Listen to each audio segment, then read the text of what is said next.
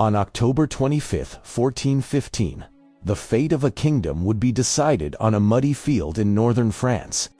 As dawn broke over Agincourt, the scene was one of stark contrast.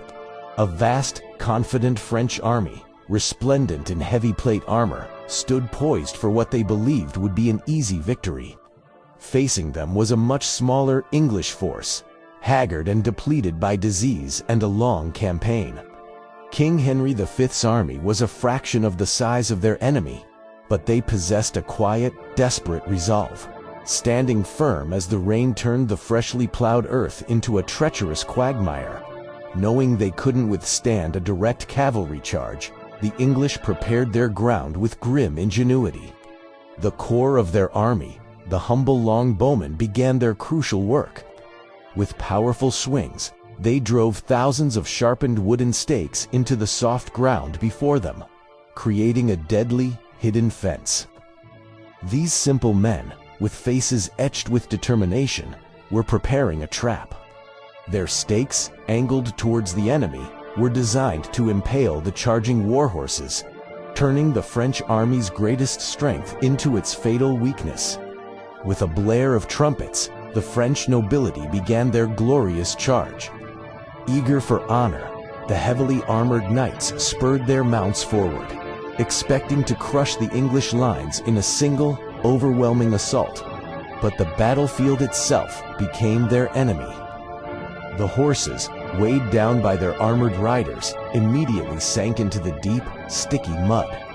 The powerful, organized charge quickly devolved into a chaotic, floundering struggle. Knights were thrown from their saddles, and the advance slowed to a desperate, stumbling walk, compressing their own ranks into a helpless, immobile mass. Seizing the perfect moment, the English longbowmen unleashed their storm. On a single command, thousands of arrows arced into the sky, creating a dark cloud that blotted out the morning light. The bodkin-tipped arrows rained down with terrifying speed and force, piercing through the weaker points in the French armor. The sky itself seemed to weep death upon the trapped knights. Unable to advance or retreat effectively, the French were systematically cut down in a relentless, terrifying volley that turned the muddy field into a slaughterhouse. The French assault shattered completely. Those who could broke ranks and fled in utter disarray, their confidence and numbers proving useless against English tactics and the unforgiving terrain. As the last of the French forces retreated, the small English army stood victorious amidst the carnage. Against all odds, on the blood-soaked fields of Agincourt, they had achieved one of the most decisive and legendary victories in military history.